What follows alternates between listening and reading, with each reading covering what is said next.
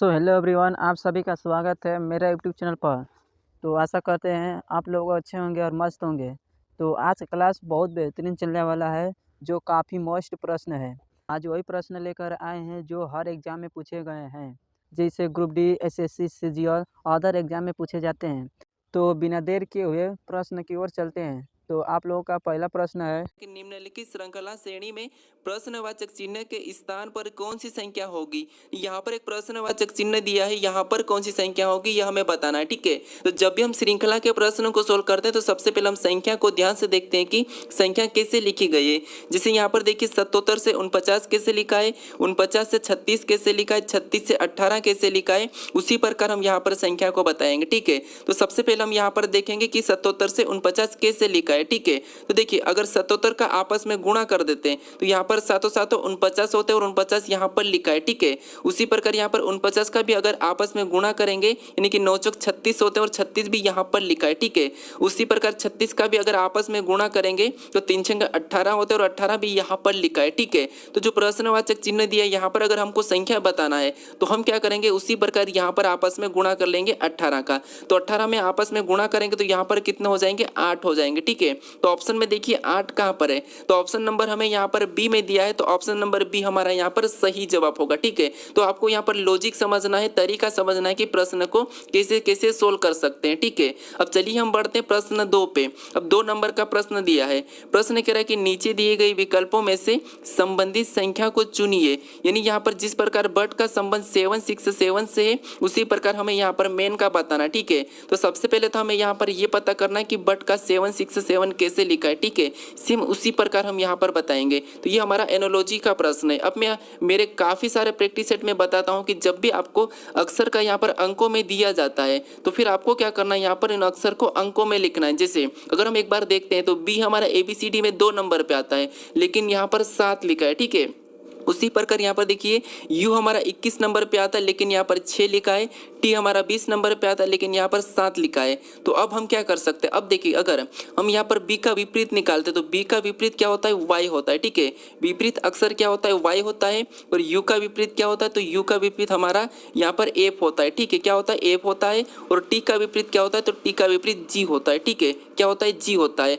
अब इसको अंकों में लिखेंगे, जैसे वाई हमारा ABCD में कितने नंबर पे, 25 नंबर पे आता है। ठीक है, एफ कितने नंबर पे, तो एफ 6 नंबर पे, जी कितने नंबर पे, 7 नंबर पे। ठीक है, अब हमें यहाँ पर 6 7 तो दिख रहा है लेकिन यहाँ पर क्या दिखा है, 25 दिखा है, तो इसको हमें क्या करना है, एक अंकों में लिखना है। जैसे 25 को आपस में जोड़ देंगे। ठीक है, तो यहाँ पर हमारा क्या हो जाएगा, 7 हो जाएगा। ठीक है, क्या हो जाएगा, 7 हो जाएगा, और यहाँ पर 6 ऐसा ही रहेगा और 7 भी यहाँ पर ऐसा ही रहेगा।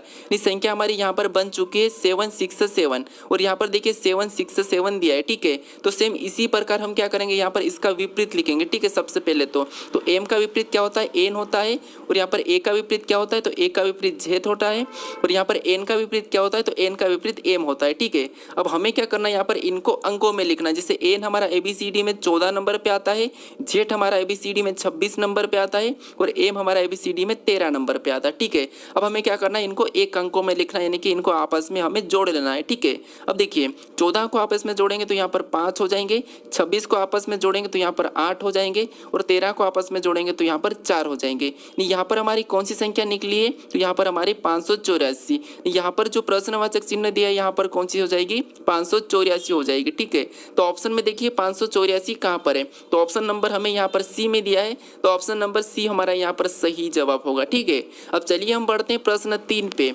अब 3 नंबर का प्रश्न दिया है। ठीक है, अब प्रश्न कह रहा है कि नीचे दी गई प्रश्न आकृति में लुप्त संख्या ज्ञात कीजिए।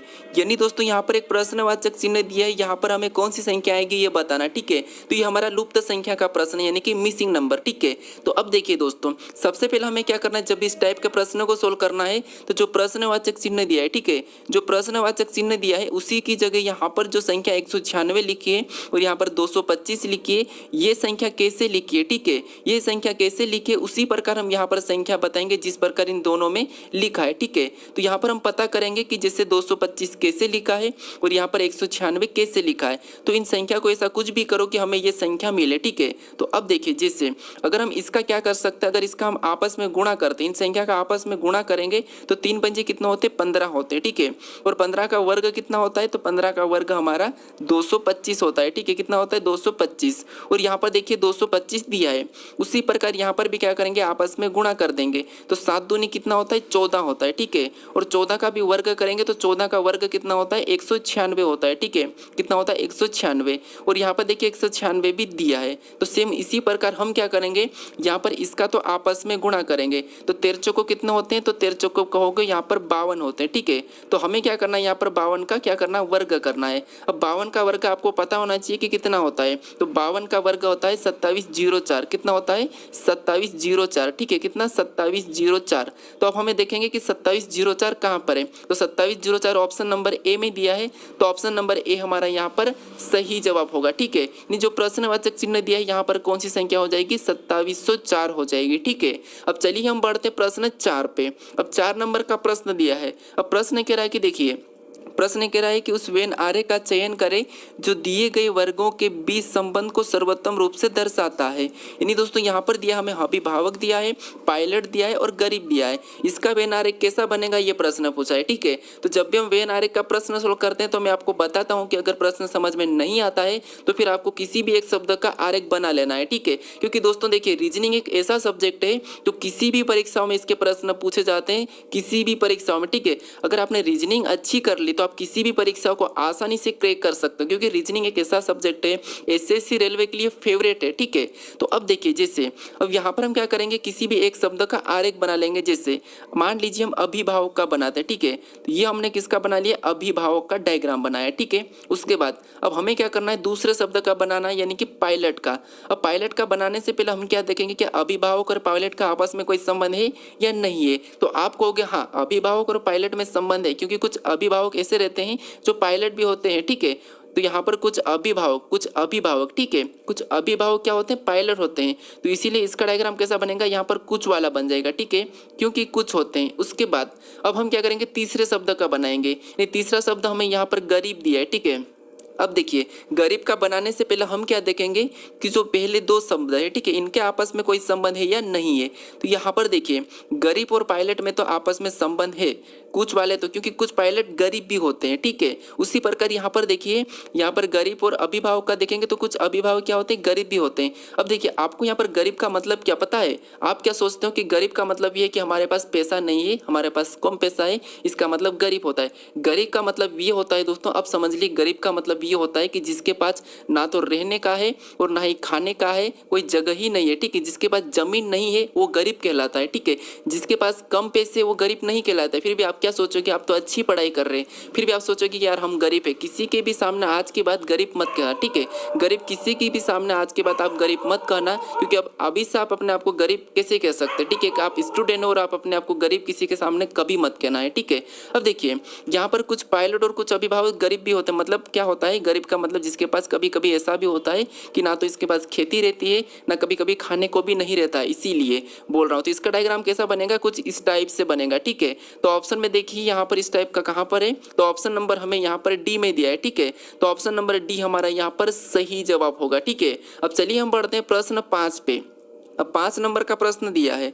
अब प्रश्न कह रहा है कि किसी कोड भाषा में पेपर को PKAZPKEVRI लिखा जाता है, तो यहाँ पर बैंक को क्या लिखा जाएगा, ये प्रश्न पूछा है, ठीक है। तो ये हमारा कोडिंग डिकोडिंग का प्रश्न है। तो हम सबसे पहले तो यहाँ पर क्या करते हैं, सबसे पहले हम यहाँ पर पता करते हैं कि पेपर को यहाँ पर PKAZPKEVRI कैसे लिखा है, ठीक है। तो देखिए दोस्तों, अगर आपको यहाँ पर देखिए, यहाँ पर हमारे लेटर कितने कम मिल रहे हैं, लेकिन यहाँ पर ऑलमोस्ट यहाँ पर क्या है, डबल है, ठीक है। क्या है, यहाँ पर 2 गुना है। तो फिर आपको क्या करना है, यहाँ पर देखना है। जैसे अगर हम यहाँ पर देखेंगे तो पी से यहाँ पर पी तो लिखा है लेकिन पी के बाद के भी लिखा है। इसका मतलब ये कि पी का विपरीत अक्षर कौन सा है, के है, और उसको साथ लिख दिया उसके पीछे। उसी प्रकार देखिए ए तो यहाँ पर लिखा है लेकिन ए के पीछे जेड भी लिखा है, मतलब ए का विपरीत लेटर कौन सा है, जेड है, तो उसको भी उसके पीछे लिखा है। फिर देखिए यहाँ पर पी और के तो एक जैसा ही लिखा है, मतलब उसका विपरीत भी लिखा है और उसे भी लिखा है। देखिए ई भी यहाँ पर लिखा है लेकिन ई के पीछे उसका विपरीत लिख लिया है, ठीक है। उसी प्रकार यहाँ पर देखिए आर तो लिखा है लेकिन आर के पीछे उसका विपरीत भी लिख दिया। तो हम क्या करेंगे यहाँ पर सबसे पहले बी को तो लिखेंगे ही सही, बी को तो क्या करेंगे लिखेंगे इसे, लेकिन बी के पीछे इसका विपरीत भी लिखेंगे। और बी का विपरीत आपको पता होना चाहिए क्या है, तो वाई है, ठीक है। बी का विपरीत क्या है, वाई है। तो ऑप्शन में देखिए बी एक्स नहीं होगा, बी डब्ल्यू नहीं होगा और बी वी भी नहीं होगा, केवल हमारा यहाँ पर ऑप्शन नंबर सी वाला यहाँ पर सही जवाब होगा, ठीक है। तो आपको क्या करना है, ऑप्शन पे भी ध्यान देना है, इससे आपका समय बचेगा और आप कम समय में अच्छे से प्रश्न को सोल्व कर लोगे, ठीक है। तो ये भी याद रखना, अगर आप आगे भी इस प्रश्न को सोल्व करोगे तो यहाँ पर देखिए जैसे ए तो वैसा ही आएगा, ठीक है, और ए का विपरीत क्या आ जाएगा, यहाँ पर जेड लिखा जाएगा, ठीक है। तो यहाँ पे देखिए बी वाई ए जेड भी है, सही है, सही जवाब होगा, ठीक है। अब चलिए हम बढ़ते हैं प्रश्न 6 पे, हमें पूरा चेक करने की भी जरूरत नहीं है, ठीक है।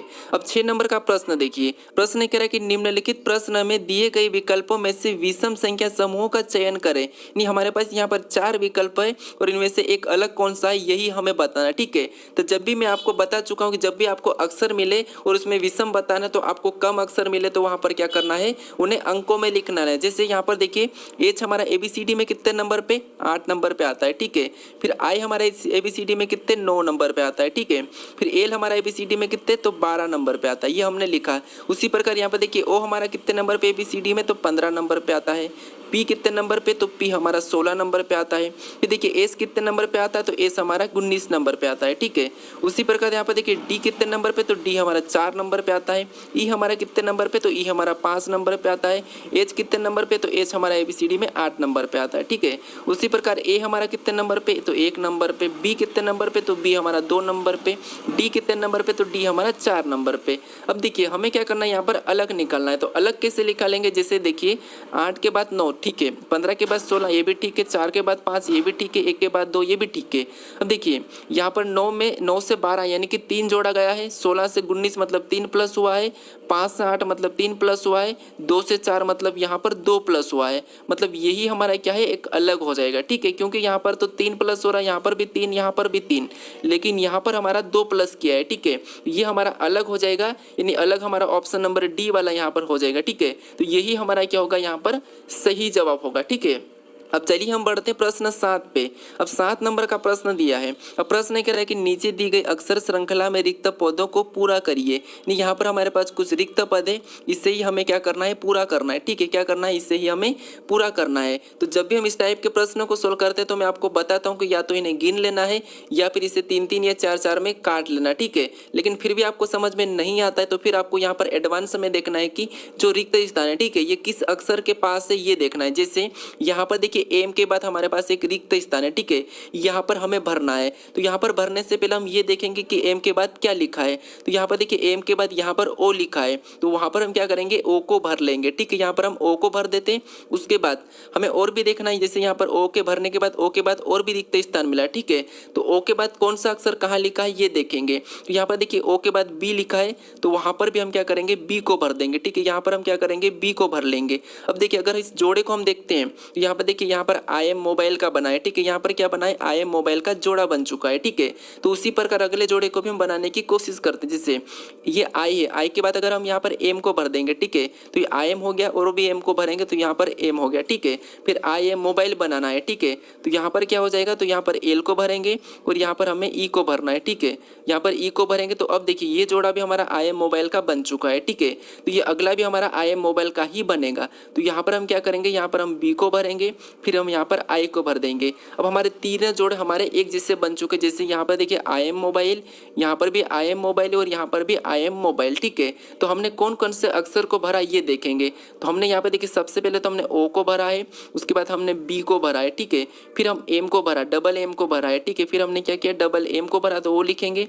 फिर हमने एल को भरा, फिर हमने यहाँ पर देखिए ई को भरा है, उसके बाद हमने यहाँ पर बी को भरा है, ठीक है। क्या भरा, बी को भरा, फिर हम आई को भरा, ठीक है। तो यही हम ऑप्शन में में देखेंगे यहाँ पर O B M M L E B I कहाँ पर है, तो ऑप्शन नंबर हमें यहाँ पर बी में दिया है, तो ऑप्शन नंबर हमारा यहाँ पर बी वाला यहाँ पर सही जवाब होगा। ठीक है, अब चलिए हम बढ़ते हैं प्रश्न 8 नंबर का प्रश्न दिया है। अब प्रश्न कह रहा है कि नीचे दिए गए विकल्पों में से संबंधित शब्दों को चुनिए, यानी जिस प्रकार यहाँ पर देखिए चेचक का विषाणु से संबंध है उसी प्रकार हमें पेचिश का बताना है। ठीक है, तो सबसे पहले हमें यहाँ पर ये पता करना है कि चेचक का विषाणु से कैसे, अब ये आपको साइंस का पता होना चाहिए। ठीक है, चेचक कैसे होता है, तो चेचक विषाणु से होता है, उसी प्रकार पेचिश किससे होता है ये हमें बताना है। ठीक है, तो आप कहोगे यहाँ पर तो आसानी से बता दो क्योंकि आप रेलवे की तैयारी कर रहे हो, और रेलवे में अगर आपको साइंस नहीं आता तो फिर एग्जाम कैसे पास करोगे। ठीक है, तो साइंस आपको आना चाहिए क्योंकि साइंस के प्रश्न रेलवे में काफी पूछे जाते हैं। तो अब देखिए जैसे चेचक क्या होता है, चेचक का विषाणु होता है, उसी प्रकार पेचिश क्या होता है, प्रोटोजोआ होता है। ठीक है, तो यहाँ पर ऑप्शन नंबर हमारा कौन सा वाला सही जवाब होगा, ऑप्शन नंबर ए वाला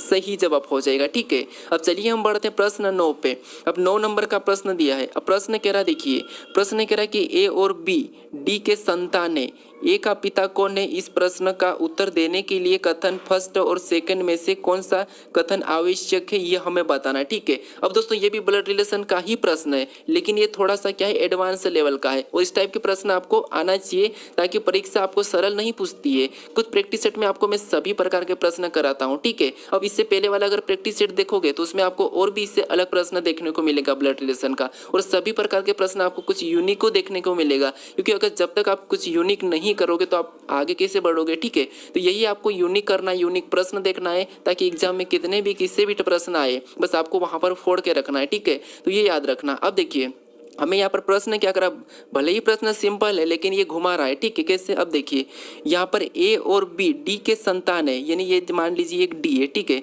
ये डी है हमारा, और इसी की क्या है ए और बी इसके संतान है। ठीक है, इससे कौन है, तो एक तरफ तो ए हो गया और एक तरफ ये बी हो गया। ठीक है, ये क्या है, तो ये हमारे डी के संतान है। ठीक है, ये हमारे डी के संतान है ए और बी। उसके बाद प्रश्न ये कह रहा है कि ए का पिता कौन है, इस प्रश्न का उत्तर देने के लिए कथन फर्स्ट और सेकंड में कौन सा कथन आवश्यक है ये बताना है। ठीक है अपन को, तो अब देखिए जैसे पहले वाले कथन को देखते हैं, तो पहला कथन कह रहा है कि सी ए का भाई है और ई का पुत्र है। अब देखिए यहाँ पर तो दो ये आपस में संतान है, तो ये सी दूसरा कहाँ से आया। ठीक है, तो ये तो हमारा यहाँ पर क्या होगा, गलत हो जाएगा। ठीक है, क्योंकि सी को नहीं ले सकते ना, क्योंकि यहाँ पर केवल ए और बी का कहा है, तो उसके बाद ये तो पहला वाला तो हमारा गलत हो जाएगा। अब दूसरे दो देखेंगे, तो दूसरा कह रहा है कि ए बी की माता है। हाँ, ए बी की माता हो सकती है, क्योंकि देखिए एप संतान है किसकी, डी की, तो एप माता हो सकती है। मतलब अगर हम एप को माता मानते हैं, ठीक है, तो ये माता है और ये हमारा पुरुष हो जाएगा, ये पति पत्नी हो जाएंगे और इनकी ये दो संतान हो जाएगी, और एप क्या हो जाएगी, बी की माता हो जाएगी। मतलब जो दूसरा हमारा कथन है ये हमारा सत्य है। ठीक है, यही हमारा क्या है, आवश्यक है, मतलब दूसरा वाला हमारा यहाँ पर सही जवाब होगा। ठीक है, तो ऑप्शन में देखिए, तो ऑप्शन हमारा केवल के केवल दूसरा सही जवाब होगा, यानी कि सी वाला यहाँ पर सही जवाब होगा। ठीक है, तो आपको यहाँ पर क्या करना है, कथन में भी बताने को मिलता है। ठीक है, अब चलिए हम बढ़ते हैं प्रश्न 10 पे।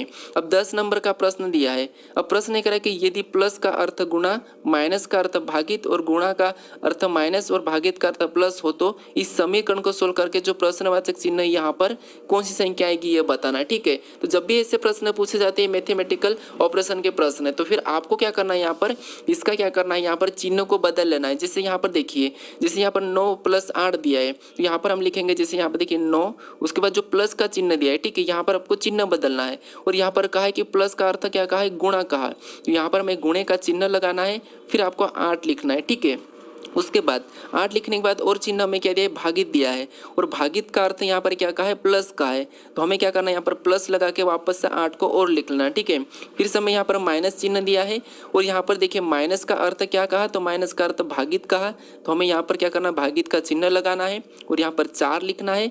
फिर अगला संख्या हमें यहाँ पर देखिए कौन सा चिन्ह मिला, गुणे का चिन्ह मिला, और यहाँ पर देखिए गुणे का अर्थ क्या कहा, तो गुणे का माइनस कहा, यहाँ पर माइनस लगा के हम 9 लिख लेंगे। ठीक है, अब इसे क्या करेंगे, बोर्डमास रूल से सोल्व कर लेंगे। ठीक है, तो सबसे पहले आपको ये पता है कि सबसे पहले हम क्या करते हैं, भाग को सोल्व करते हैं। तो जैसे इसमें भाग देंगे तो यहाँ पर कितने बचेंगे, 2 बचेंगे। ठीक है, फिर देखिए इसका आपस में गुणा करेंगे तो 9 8 कितना होते हैं, 72 होते हैं। ठीक है, तो यहाँ पर 72 हो जाएंगे, यहाँ पर प्लस का चिन्ह लगेगा और माइनस का इधर लग जाएगा। ठीक है, -9। अब इसे सोल्व करना है। ठीक है, हमें तो अब देखिए सबसे पहले हम 72 में क्या करेंगे, इस 2 को जोड़ लेंगे, तो हमारे यहाँ पर कितने हो जाएंगे, 74 यानी कि 74। ठीक है, और माइनस क्या कर लेंगे, हम 9 को माइनस कर लेंगे। अब जब 74 में से 9 को माइनस करेंगे तो यहाँ पर हमारे कितने बचेंगे 65 यानी कि 65। तो ये हमारा क्या हो जाएगा सही जवाब होगा। तो ऑप्शन में देखिए 65 कहाँ पर है, तो ऑप्शन नंबर हमें यहाँ पर देखिए ए में दिया है, तो ऑप्शन नंबर ए हमारा यहाँ पर सही जवाब होगा। ठीक है, तो इस टाइप के प्रश्न को आपको क्या करना है, चिन्ह बदल लेना है। एक प्रश्न वो भी पूछे जाते हैं जिनके चिन्ह ऑटोमेटिक हमें ऑप्शन में दिए जाते हैं और सॉल्यूशन भी यहाँ पर दिया जाता है, बस आपको कौन से चिन्हों को रखोगे कि आपका प्रश्न सही होगा। ठीक है, तो ये भी प्रश्न पूछे जाते हैं, वो भी मैं आपको करा दूंगा। अब चलिए हम बढ़ते प्रश्न 11 पे। अब 11 नंबर का प्रश्न दिया है। ठीक है, अब प्रश्न कह रहा देखिए, प्रश्न कह रहा है कि यदि जुलाई बराबर 1337 लिखा है तो यहाँ पर जून बराबर हमें पूछा है। ठीक है, तो सबसे पहले हम यहाँ पर क्या पता करेंगे कि जुलाई बराबर 1337 कैसे लिखा है। ठीक है, तो अब देखिए यहाँ पर हम क्या कर सकते हैं ऐसा, तो अब देखिए यहाँ पर हम जे तो हमारा 10 नंबर पे आता लेकिन यहाँ पर 1 लिखा है, यू हमारा 21 पे आता लेकिन यहाँ पर 3 लिखा है, एल हमारा 12 पे आता लेकिन यहाँ पर 3 लिखा है, वाई हमारा 25 पे आता लेकिन यहाँ पर 7 लिखा है। ठीक है, तो मैं आपको यहाँ पर पहले भी बताया था कि जब भी आपको अक्षर का अंकों में दिया जाता है तो फिर वहां पर आपको अंकों में कन्वर्ट कर लेना। जैसे यहाँ पर देखिए जे हमारा कितने नंबर पे आता है एबीसीडी में 10 नंबर पे आता है। ठीक है, यू हमारा एबीसीडी में कितने नंबर पे, तो 21 नंबर पे आता है। उसके बाद यहाँ पर देखिए एल हमारा एबीसीडी में कितने नंबर पे 12 नंबर पे आता है, वाई हमारा एबीसीडी में कितने नंबर पे 25 नंबर पे आता है। ठीक है, लेकिन वहां पर 1337 लिखा है, तो हम इन संख्या को क्या करेंगे कि हमारे 1337 बने। ठीक है, तो अब देखिए अगर इसको हम आपस में जोड़ लेते हैं, ठीक है, इनको हम आपस में जोड़ देते तो क्या बनता है देखते हैं। जैसे इसको 10 को आपस में जोड़ेंगे तो 1, 21 को आपस में जोड़ेंगे तो 3, 12 को आपस में जोड़ेंगे तो 3, 25 को आपस में जोड़ेंगे तो 7, यानी यहाँ पर देखिए 1337 हमारा निकल चुका है और 1337 यहाँ पर दिया है। ठीक है, तो हम क्या करेंगे सेम इसी प्रकार यहाँ पर क्या करेंगे, इनको अंकों में लिखेंगे। जैसे जे हमारा एबीसीडी में 2 नंबर पे आता है, यू हमारा एबीसीडी में 21 नंबर पे आता है, एन हमारा एबीसीडी में 14 नंबर पे आता है और ई हमारा एबीसीडी में 5 नंबर पे आता है। ठीक है, अब हमें क्या करना है, इन्हें भी एक अंकों में लिखना है, आपस में जोड़ लेना है। ठीक है, तो 10 को आपस में जोड़ेंगे तो 1, 21 को आपस में जोड़ेंगे तो 3, 14 को आपस में जोड़ेंगे तो 5 और 5 तो 5 वैसा ही आएगा। ठीक है, अब हमें देखना है कि 1355 कहाँ पर है, तो 1355 हमें यहाँ पर देखिए ऑप्शन नंबर डी में दिया है। ठीक है, तो ऑप्शन नंबर डी हमारा यहाँ पर सही जवाब होगा। ठीक है, अब चलिए हम बढ़ते हैं प्रश्न 12 पे।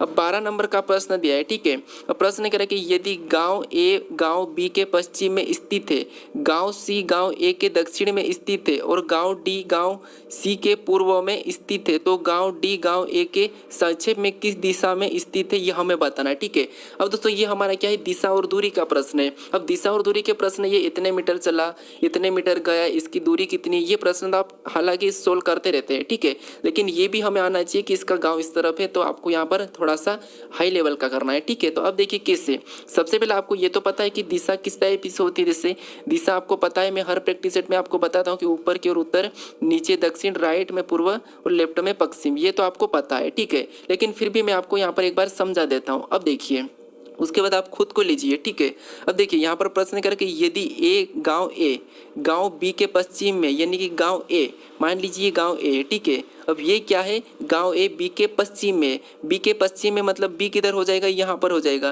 क्योंकि ये पश्चिम हमारा इस तरफ है ना, इस तरफ है, इसीलिए अब ए गांव ए बी गांव बी के पश्चिम में। ठीक है, तो ये बात तो सही है कि गांव ए गांव बी के पश्चिम में। उसके बाद अब आगे कह रहा है कि गांव सी गांव ए के दक्षिण में है, गांव ए के दक्षिण में मतलब गांव सी ए के दक्षिण में है, मतलब ए कहाँ पर हो जाएगा, तो ए हमारा यानी सी हमारा नीचे हो जाएगा, क्योंकि सी हमारा दक्षिण में, क्योंकि दक्षिण तो नीचे है, तो इसीलिए सी नीचे हो जाएगा, किसके, ए के नीचे। अब देखिए आगे प्रश्न कह रहा है कि और गांव डी गांव सी से सी के पूर्व में है, सी के पूर्व में कौन, डी क्या है, सी के पूर्व में। अब देखिए पूर्व किधर होता है, तो इस तरफ होता है राइट में, तो इसके किधर हो जाएगा, इधर हो जाएगा, कौन, डी, ये डी गांव है। ठीक है, अब देखिए अब प्रश्न कह रहा कि तो गांव डी गांव ए के संक्षेप में किस दिशा में, ये जो डी है, ठीक है, ये डी है, ये ए के किस दिशा में है, तो ए देखिए ए कहाँ पर है, तो ए हमारा यहाँ पर है, ए हमारा यहाँ पर। ठीक है, इससे मतलब डी किस दिशा में हमें ये बताना है। तो अब देखिए यहाँ पर ऊपर जाएंगे तो उत्तर, इधर जाएंगे तो पश्चिम, उधर जाएंगे पूर्व और नीचे जाएंगे तो दक्षिण। ठीक है, क्योंकि दक्षिण में सी भी है, लेकिन हमें ये वाली दिशा बताना। अब ये वाली दिशा कौन सी, तो ये वाली दिशा हमारी दक्षिण पूर्व है। ठीक है, तो डी ए के किस दिशा में, तो डी ए के दक्षिण पूर्व में। ठीक है, तो ऑप्शन में देखिए दक्षिण पूर्व कहाँ पर है, तो ऑप्शन नंबर हमें यहाँ पर बी में दिया है, तो ऑप्शन नंबर बी हमारा यहाँ पर सही जवाब हो जाएगा। ठीक है, अब चलिए हम बढ़ते हैं प्रश्न 13 पे। अब 13 नंबर का प्रश्न दिया है। अब प्रश्न कह रहा है कि दिए गए वैकल्पिक शब्दों में से उस शब्द संख्या शब्द का चयन करें जो दिए गए शब्द के अक्षरों का उपयोग करके बनाया जा सकता है। यानी दोस्तों यहाँ पर जितने भी हम अक्षर शब्द दिए हैं, ठीक है, इनका प्रयोग करके कौन सा विकल्प बनाया जा सकता है हमें ये बताना है। ठीक है, तो ये तो मैं आपको बता चुका कैसे सोल्व करना है। जिससे जितने अक्षर यहाँ पर दिए वही की वही होना चाहिए। अगर इसके अलावा कोई दूसरा लेटर रखा गया तो वो नहीं बनाया जा सकता। ठीक है, तो हमें क्या करना है, यहाँ पर गलती निकालना। जिससे यहाँ पर अगर देखेंगे तो जी दिया है, ठीक है, ओ भी दिया है, एल भी दिया है, एप नहीं दिया है। ठीक है, यहाँ पर किसी में भी एप नहीं है तो ये तो हम नहीं बना सकते हैं। ठीक है, उसके बाद यहाँ पर देखिए ए दिया है, यू नहीं दिया है। ठीक है, यहाँ पर यू कहीं पर भी नहीं दिया है तो यू भी ये भी नहीं बनाया जा सकता। अब फिर देखिए यहाँ पर टी दिया है, ठीक है, ए भी दिया है, आई दिया है, एल भी दिया है, मतलब ये हम बना सकते हैं। ठीक है, उसके बाद यहाँ पर देखिए एस दिया है, आई दिया है, एल दिया है, के दिया है। अब वहाँ पर के कोई भी नहीं है तो यहाँ पर के दी है तो ये भी नहीं बना सकते। ठीक है, तो ये हम नहीं बना सकते। बाकी हमारा केवल की केवल ऑप्शन सी को बना सकते हैं। तो यही हमारा यहाँ पर सही जवाब होगा। ठीक है, क्योंकि हमें यहाँ पर पूछा था कि बनाया जा सकता है, तो ये भी याद रखना कि प्रश्न पूछा क्या है। ठीक है, अब चलिए हम बढ़ते हैं प्रश्न 14 पे। अब 14 नंबर का प्रश्न दिया है। ठीक है, अब प्रश्न कह रहा है कि दिए गए विकल्पों में से उस अक्षरांकित समूह का चयन कीजिए जो निम्नलिखित श्रृंखला में प्रश्न चिन्ह के स्थान पर आ सकता है। यानी दोस्तों यहाँ पर हमें अक्षर और अंकों की एक श्रृंखला दी है। ठीक है, इसी में जो प्रश्नवाचक चिन्ह दिया है यहाँ पर कौन सी संख्या और अक्षर आएगी यह हमें बताना है। ठीक है, तो जब भी ऐसा प्रश्न मिले आपको अक्षर और श्रृंखला एक साथ, अक्षर और संख्या आपको एक साथ मिले तो फिर आपको किसी भी एक चीज को देख लेना है। जैसे यहाँ पर देखिए एप से हम क्या करेंगे, अक्षर को देखेंगे तो एप से एच कैसे लिखा है, मतलब 2 प्लस किया है। एस से यहाँ पर जे लिखा है, मतलब यहाँ पर भी 2 प्लस। जे से एल लिखा है, मतलब यहाँ पर भी 2 प्लस। तो अगला बताने के लिए हम 2 प्लस करेंगे एल में, तो एल में 2 प्लस करेंगे तो यहाँ पर हमारा क्या हो जाएगा, एन हो जाएगा। ठीक है, क्या हो जाएगा, एन हो जाएगा, मतलब एन पहले आएगा तो ये तो होगा नहीं। ठीक है, ऑप्शन हमारा सी और डी तो नहीं होगा। अब हम क्या करेंगे, यहाँ पर संख्या को देखेंगे तो यहाँ पर 6 से 12 लिखा है, मतलब 6 को प्लस किया है। 12 से 18 लिखा है, मतलब 6 को जोड़ा गया है। फिर 18 से यहाँ पर 24 लिखा है, यहाँ पर भी 6 को जोड़ा गया है। तो अगली संख्या 24 में हम अगली बताएंगे तो यहाँ पर 24 में क्या करेंगे, 6 को जोड़ देंगे तो यहाँ पर क्या हो जाएगा, 30 हो जाएगा। यानी जो प्रश्नवाचक चिन्ह है यहाँ पर क्या हो जाएगा, एन 30 हो जाएगा। ठीक है, तो एन 30 हमें ऑप्शन नंबर कहाँ पर दिया है, बी में दिया है, तो ऑप्शन नंबर बी हमारा यहाँ पर सही जवाब होगा। ठीक है, अब चलिए हम बढ़ते हैं प्रश्न 15 पे।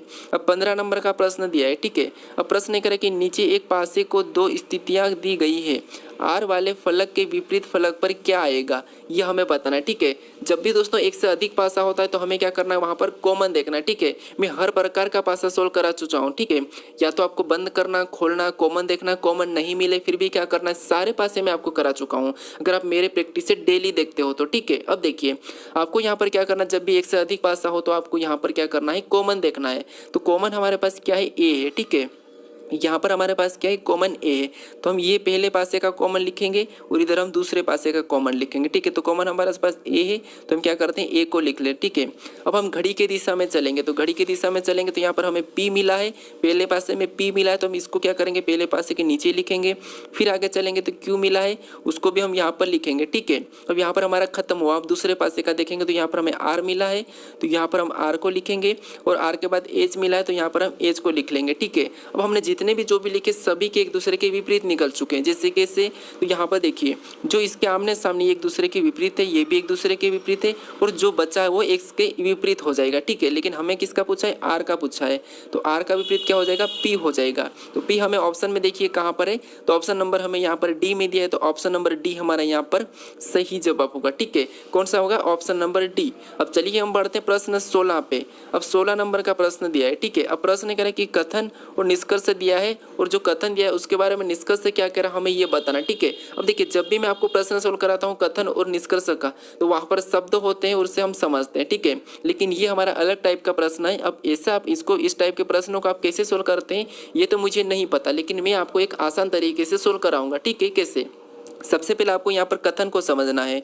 जैसे यहाँ पर हमें कथन को समझना है। ठीक है, तो जो चिन्ह दिया है, ठीक है, इसका मतलब क्या होता है, तो जिसके तरफ भी, ये याद रखना, जिसके तरफ भी जो ये मुंह खुला हो। ठीक है, ये ए के तरफ मुंह खुला है, यहाँ पर सी के तरफ मुंह खुला है, जिसके तरफ मुंह खुला है वही क्या है, बड़ा है। ठीक है, और जो बीच में ये डंडी लगी तो बड़ा भी है और बराबर भी, इसका मतलब ये होता है।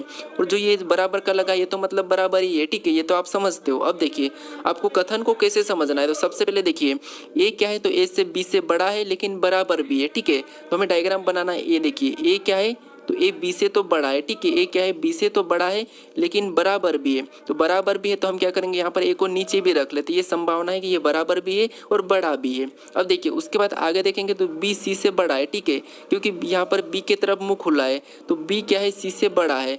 लेकिन यहाँ पर देखिए डी इसके बराबर है, ठीक है। अब इसको हम क्या करते हैं, अलग बनाते हैं। तो B क्या है, C से बड़ा है तो ये तो C क्या है, इसके नीचे हो जाएगा। लेकिन D क्या है, इसके बराबर है, किसके, C के बराबर में हो गया, ठीक है। यानी कि यहाँ पर क्या हो जाएगा D, ये D क्या है, C के बराबर में। अब इसके बारे में निष्कर्ष क्या करा, हमें ये देखना है कि कौन बड़ा है कौन छोटा है, क्या कह रहा है। तो इसके बारे में निष्कर्ष को देखिए तो पहला निष्कर्ष कह रहा है कि A जो क्या है C से बड़ा है, A क्या है C से बड़ा है, क्योंकि यहाँ पर ये खुला है तो A क्या है C से बड़ा दिया है, ठीक है। क्या यहाँ पर देखिए हमारे कथन में A C से बड़ा है क्या, तो हो यहाँ पर देखिए A C से बड़ा है। यहाँ पर देखेंगे, यहाँ पर देखेंगे एक ही बात है, यानी A क्या है C से बड़ा है, मतलब पहला वाला तो सही है, ठीक है, क्योंकि पहला वाला तो सही दिया है। अब दूसरे को देखेंगे, दूसरा देखिए क्या C D से बड़ा है क्या, तो यहाँ पर देखिए C D से बड़ा नहीं है क्योंकि ये तो दोनों बराबर है, लेकिन यहाँ पर बड़ा दिया है तो ये हमारा नहीं होगा, ठीक है। अब आपको समझ में आ चुका होगा कि प्रश्नों को कैसे सोल्व करते हैं। अगर आपको समझ में नहीं आगा तो आप थोड़ा सा पीछे वीडियो करके वापस से समझिए, या फिर मैं अगले प्रैक्टिस सेट में और भी आपको इस टाइप के प्रश्नों को बता दूंगा, ठीक है। तो अब देखिए यहाँ पर हमारा दूसरा तो क्या कह रहा था, गलत कह रहा था। तो ऑप्शन नंबर यहाँ पर देखेंगे कि केवल पहला वाला कहाँ पर है, तो केवल पहला वाला हमारा ऑप्शन नंबर ए में दिया है, तो ऑप्शन नंबर ए हमारा यहाँ पर सही जवाब होगा, ठीक है। अब चलिए हम बढ़ते हैं प्रश्न 17 पे। अब 17 नंबर का प्रश्न दिया है, ठीक है। अब प्रश्न कह रहा है, देखिए प्रश्न को सबसे पहले समझेंगे। प्रश्न कह रहा है कि दी गई आकृति में कितने त्रिभुज है, यानी दोस्तों यहाँ पर जो आकृति दी है, ठीक है, इसमें कितने त्रिभुज है ये हमें बताना है, ठीक है। तो सबसे पहले आपको क्या करना है, यहाँ पर गिन लेना है। कैसे गिनना, देखिए सिंगल वालों को गिनते हैं हम सबसे पहले। तो यहाँ पर देखिए 1 2 3 4 5 6 7 8 9, टोटल हमारे यहाँ पर गिनने पर कितने हो रहे हैं, 9 हो रहे हैं, ठीक है। कितने हो रहे हैं, 9 हो रहे हैं। तो 9 को क्या करता है, हम एक तरफ लिख लेते हैं। उसके बाद अब हमें क्या करना है, 2 2 को गिनना है कि कहाँ से कौन सा बन रहा है। तो अब देखिए एक तो हमारा यहाँ से बना है 1, फिर हमारा दूसरा यहाँ से बना है मतलब 2, फिर हमारे यहाँ पर देखिए तीसरा कहाँ से बन रहा है, तो देखिए 2 तो हमारे बन चुके हैं, 2 हमारे इधर हो चुके हैं। उसी प्रकार यहाँ पर भी देखिए एक तो हमारा यहाँ से बना सेम, और इधर भी हमारा दूसरा यहाँ से बना, ये भी हमारे 2 हो चुके हैं, ठीक है। अब हमें और भी गिनना है, तो और कौन से गिने, तो एक तो हमारा ये यहाँ से बना है 1, और एक हमारा इधर से बड़ा वाला बना है 1 ही है, 2 हमारे ये हो चुके हैं, ठीक है। उसके बाद अब देखिए और भी हमारे बन रहे, और भी हमारे कहाँ से बन रहे, तो और देखोगे तो यहाँ से ये इतना ही छोटा दिख रहा है, ठीक है, ये वाला एक, और इधर से देखेंगे तो ये वाला एक है, ठीक है। कौन सा, ये वाला एक, तो 2 हमारे ये भी हो चुके हैं। अब सभी को हम जोड़ लेते हैं, ठीक है। अब सभी को जोड़ेंगे तो 9 2 11, 11 2 13, देखिए यहाँ पर सभी को जोड़ेंगे तो देखिए 2 2 4 4 2 6 6 8, 8 और 9 कितने होते हैं, 17 होते हैं, ठीक है। इस आकृति में टोटल कितने त्रिभुज है, 17 है, ठीक है। तो ऑप्शन में देखिए 17 कहाँ पर है, तो ऑप्शन नंबर हमें सी में दिया है, तो ऑप्शन नंबर सी हमारा यहाँ पर सही जवाब होगा, ठीक है। चाहो तो आप वापस गिन सकते हो, ठीक है। अब चलिए हम बढ़ते हैं प्रश्न 18 पे। अब 18 नंबर का प्रश्न दिया है, ठीक है। अब प्रश्न कह रहा है कि दी गई आकृति के उस सही दर्पण प्रतिबिंब को चुनिए जो नीचे दर्शाए गए अनुसार दर्पण को एमएन रेखा पर रखने पर बनेगा। यानी दोस्तों यहाँ पर आपको क्या करना है, जो हमारा यहाँ पर आकृति दी इसका इधर दर्पण प्रतिबिंब कैसा बनेगा ये बताना है, ठीक है। अब दोस्तों आपको आकृति में से कचरे टाइप का कुछ भी दिखने को मिले तो आपको क्या करना है, किसी भी एक कचरे को उठाना है, ठीक है। मान लीजिए किसी भी एक प्रतीक को मैं कचरा बोल रहा हूँ आपको समझाने के लिए, ठीक है। अब देखिए मान लीजिए हम यहाँ पर स्टार को उठाते हैं, तो जो स्टार है, ठीक है, ये पीछे आके कहाँ बनेगा, इधर लास्ट में बन जाएगा, ठीक है, इस डब्बे के पास लास्ट में बन जाएगा, ठीक है। कैसा, ऐसा इस टाइप से, ठीक है, ये इस कोने में बन जाएगा इधर। अब देखिए इधर देखेंगे तो यहाँ पर तो ये दूसरा वाला दिया है, मतलब ये नहीं होगा, ये भी यहाँ पर दिया है तो ये भी नहीं होगा। अब हमारे पास ऑप्शन बचे 2, तो जो हमारा ये त्रिभुज है, ठीक है, ये भी हमारा सेम यहीं पर बनेगा सेम प्रकार से, ठीक है। तो यहाँ पर देखिए यहाँ पर त्रिभुज की जगह हमारे पास गोल वाला है, तो ये भी नहीं होगा, केवल हमारा ऑप्शन नंबर बचा है ए, तो यही हमारा सही जवाब होगा, क्योंकि जे वाला ये यहाँ बनेगा, ठीक है, ये वाला यहाँ बनेगा और ये हमारा यहाँ पर चले जाएगा, ठीक है। तो किस टाइप से बनेगा, इस टाइप से, यानी कि ऑप्शन नंबर हमारा ए वाला यहाँ पर सही होगा, ठीक है। तो आपको यहाँ पर किसी भी एक चीज़ को लेके गलती निकालना है, ठीक है। अब चलिए हम बढ़ते हैं प्रश्न 19 पे। अब 19 नंबर का प्रश्न दिया है, ठीक है। अब प्रश्न कह रहा है कि नीचे दी गई कौन सी उत्तर आकृति प्रश्न आकृति को पूरा करेगा। यानी दोस्तों यहाँ पर एक प्रश्नवाचक चिन्ह दिया इस आकृति में, इस आकृति में हम कौन से विकल्पों को रखेंगे ये आकृति पूरी हो जाएगी, ठीक है, ये प्रश्न पूछा है। तो अब क्या करना, सबसे पहले हमें आकृति को देखना है। तो आकृति को पूरा करने के लिए हमें क्या करना है, यहाँ पर एक तो ये वाला ब्लैक चाहिए, तो इसी टाइप का ब्लैक हमें कहाँ पर दिखा है ये देखेंगे, ठीक है। तो यहाँ पर देखिए, यहाँ पर तो हमें पूरा दिख रहा है, मतलब ये तो नहीं होगा। अब यहाँ पर बीच में हमारे पास ये भी वाइट कलर का है, तो ये भी नहीं होगा। अब हमारे पास बचे 2। अब 2 बचे हैं, ठीक है। तो ये तो ठीक है, यहाँ पर वो यहाँ पर भी ठीक है। फिर उसके बाद ये लाइन तो हमारी पूरी इधर जाएगी और उसके बाद एक हमारे यहाँ पर ये सिंगल लाइन भी बनेगी, ठीक है। ये तो हमारा हो गया ब्लैक वाला, ठीक है। उसके बाद ये हमारे सिंगल ये हो गई। फिर यहाँ पर जो बिंदु यहाँ पर 2 है तो यहाँ पर भी कितने 2 बिंदु हो जाएंगे, लेकिन यहाँ पर हमारा एक ही बिंदु दिया है तो ये भी नहीं होगा, केवल हमारा ऑप्शन बचा है डी। तो यही हमारा सही जवाब होगा, ठीक है। तो आपको यहाँ पर ऑप्शन एलिमिनेट करना है, ऑप्शन हटाना है, इससे प्रश्न आसानी से सोल्व होगा, 100% सही होगा, ठीक है। अब चलिए हम बढ़ते हैं प्रश्न 20 पे। अब 20 नंबर का प्रश्न दिया है, ठीक है। अब प्रश्न कह रहा है कि दिए गए प्रश्न में वह उत्तर आकृति ज्ञात कीजिए जिसमें प्रश्न आकृति निहित है, ठीक है। यानी जो आकृति हमें यहाँ पर दी है, ठीक है, ये प्रश्न आकृति है, ये आकृति किस विकल्प में चिन्हित है हमें ये बताना, ठीक है। तो इस प्रश्न का सही जवाब क्या है ये मुझे कमेंट करके जरूर बताइएगा, ठीक है दोस्तों। अगर आप इस चैनल को अभी तक सब्सक्राइब नहीं करे हो तो यहाँ पर इस लोगो पर क्लिक करके जरूर सब्सक्राइब कर लीजिएगा। आप इससे पहले वाले पार्ट को नहीं देखे हो तो इस पार्ट पर जरूर क्लिक करके देख लीजिएगा, ठीक है। अगर आप किसको प्ले लिस्ट चाहिए इसकी तो आप यहाँ पर क्लिक करके इसकी प्ले लिस्ट को भी जरूर सेव कर लीजिएगा, ठीक है। अभी तक इस चैनल को सब्सक्राइब, लाइक, शेयर वगैरह नहीं किया तो यहाँ पर जरूर कर लीजिएगा दोस्तों, ठीक है। अब चलिए हम मिलते हैं नेक्स्ट वीडियो में।